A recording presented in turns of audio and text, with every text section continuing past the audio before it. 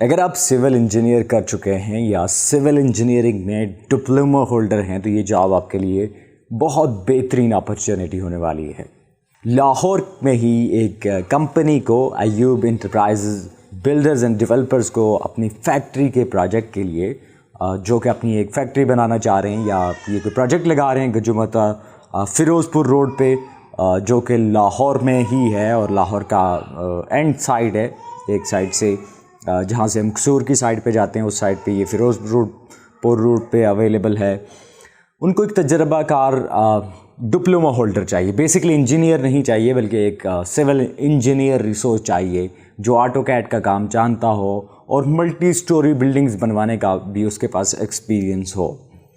Obviously आप बहुत सारे लोगों का क्वेश्चन ये भी होगा कि अगर हमें कोई जॉब देगा नहीं तो हमारे पास एक्सपीरियंस कैसे आएगा, काम करेंगे तो एक्सपीरियंस होगा। अगरचे तो आप इस तरह के प्रोजेक्ट्स को अपनी ड्यूरिंग अपनी एजुकेशन देख चुके हैं, अपनी लाइफ में देख चुके हैं, या फिर आप वैसे ही ऐसा काम कर चुके हैं तो आप ज़रूर अप्लाई कर सकते हैं। इस काम के लिए जो उम्र की तकाजा किया गया है वो कम से कम आपकी 25 साल उम्र हो, ज़्यादा आपकी अगर 55 ईयर्स तक भी है तो दैट्स फाइन।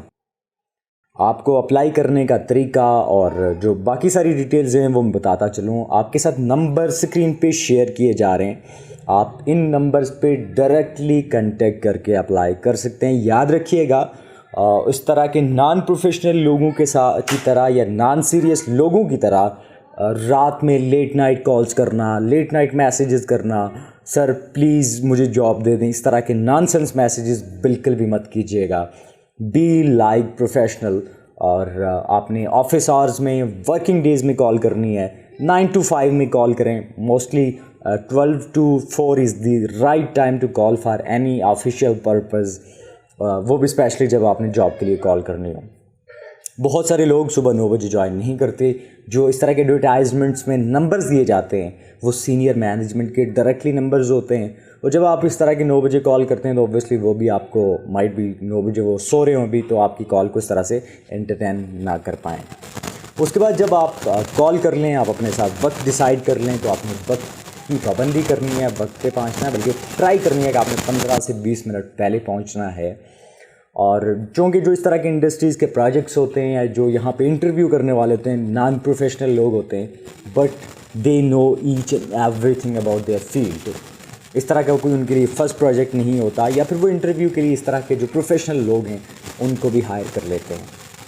याद रखिएगा, बहुत सारे लोग इस बात का गिला करते हैं कि मेरे से इंटरव्यू में डेफिनेशंस पूछी गई इन चीज़ों की और मुझे पूछा गया कि इस चीज़ की डेफिनेशन क्या है, जबकि मैं तो एक्सपीरियंस था, मेरे से डेफिनेशन क्यों पूछी गई।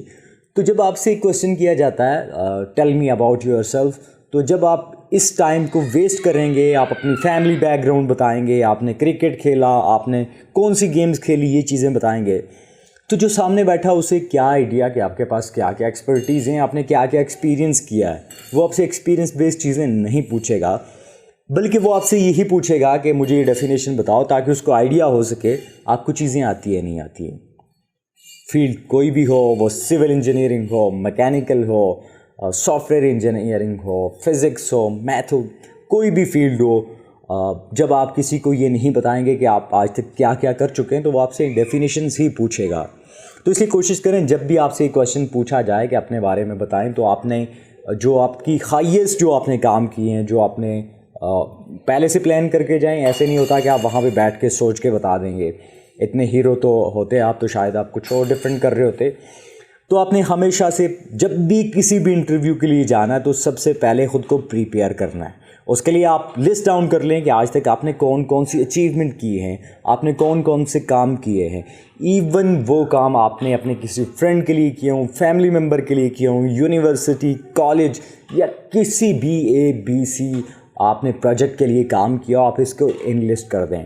उसके अंदर से आपको स्किल्स मिल जाएंगे, उसके अंदर आपको टास्क मिल जाएंगे, उसके अंदर आपको जो एक्सपीरियंस रिक्वायर्ड है वो मिल जाएगा। और जब आप किसी जॉब के लिए अप्लाई कर रहे होंगे तो आप अपने रिज्यूमे को अपनी मर्ज़ी से बना सकेंगे।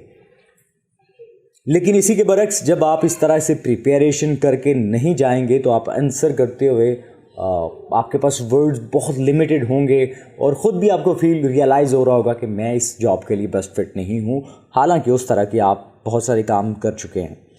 बेसिकली ये जो प्रोजेक्ट है, अगर मैं इसको जहाँ तक अंडरस्टैंड किया है कि आपने 2 मंजिला बिल्डिंग बनवानी है और उसके लिए सारा लुक आफ्टर आपने करना है, माइट भी आपने लेट नाइट्स तक भी रुकना है, जो उसके रिक्वायरमेंट्स हैं कि वहाँ पे कितना सामान लगना है उस बिल्डिंग को बनाते हुए, या फिर जो उसकी AutoCAD की जो उन्होंने ड्राइंग बनवानी है। ऑब्वियसली जो इस तरह के लोग होते हैं वो आपको बताएंगे कि यहाँ पे ये चीज़ सेट एडजस्ट कर दें, ये एडजस्ट कर दें। तो जो मैप है उसके अंदर आपने एडजस्टमेंट्स करनी होंगी और फिर उसके बाद आपने बताना होगा कि इसके अंदर मटेरियल कितना यूज़ होगा। और अगर आपके पास ये स्किल भी हो कि कहाँ से लेना है, आपके पास कोई अच्छे कंट्रैक्टर्स हों, तो ये तो और भी बेस्ट होता है। Not for this job but mostly ऐसे सिविल इंजीनियर्स के काम में। तो diploma holders mean it's not a engineer but एक प्रोफेशनल आदमी अगर किसी का एक्सपीरियंस हो तो वो इंजीनियर के लेवल के ही काम कर रहा होता है और आप भी कर सकते हैं। तो जब आप जाएं तो इसके लिए आप रेडी हो के प्रिपेयर हो के जाएँ। आपने ऐसा नहीं करना कि मैं तो एक डिप्लोमा होल्डर की जॉब पे जा रहा हूँ और मैंने तो जिस फील्ड में काम करना है, मेरे तो कपड़े गंदे होंगे तो इसलिए मैं जैसा भी चला जाऊँ दैट्स फाइन। लेकिन ऐसे नहीं होता। आप वहाँ पे अच्छी प्रेजेंटेशन लेके जाएं और ऑब्वियसली जब आप काम कर रहे हो तो आप अपने साथ दूसरे कपड़े भी कैरी कर रहे होंगे जिनको आप यूटिलाइज़ कर सकते हैं। इंटरव्यू की प्रिपरेशन के लिए बहुत सारी डिटेल्स अवेलेबल हैं। आप इसी चैनल पे देख सकते हैं कि आप इंटरव्यू के लिए प्रिपेयर कैसे हो सकते हैं और कौन कौन से क्वेश्चंस के ट्रिकी आंसर्स देने कैसे हैं। तो तजर्बाकार का मतलब ऑब्वियसली आपका प्रीवियस कोई एक्सपीरियंस होना चाहिए। आपने अगर अपनी सैलरी के बारे में पूछना है, आपने टाइमिंग्स के बारे में पूछना है, तो आप इस कॉल पे जो फर्स्ट कॉल करेंगे आप उस पर ज़रूर पूछ लीजिएगा। अगर आपको सैलरी मुनासिब नहीं लगती तो आप वहाँ पे माजरत कर लें। ऐसा ना कीजिएगा कि आप सिलेक्शन के बाद आपके पास बहुत स्किल्स हैं और आप उनको माजरत कर देंगे आपकी सैलरी कम है या फिर कोई भी ऐसी रिक्वायरमेंट, चूँकि एक ऑब्वियसली इंडस्ट्री भी जो है वो नेक्स्ट टाइम आने वाले लोगों को आपसे ज़्यादा तंग कर रही होगी अपनी स्क्रूटनी के लिए। तो आपने आने वालों का भी ख्याल रखना है और आपने जो काम करना है वो उसके लिए रेडी होके जाना है। उसके बाद जो आपने वेयरिंग करनी है, आपने एक प्रोफेशनल लुक देनी है और आपने जो अल्फाज का चुनाव रखना है वो बड़ा पॉजिटिव देना है ताकि जो आपकी सिलेक्शन है उसके चांसेस बढ़ सकें। तमाम डिटेल आपके लिए स्क्रीन पे शेयर की गई है। आप इसे देख के यहाँ से अप्लाई कर सकते हैं। कहीं पे भी कोई इशू आए तो कमेंट सेक्शन में हमें बता सकते हैं ताकि हम आपके और रहनुमाई और आपके साथ और डिटेल्स शेयर कर सकें। शुक्रिया।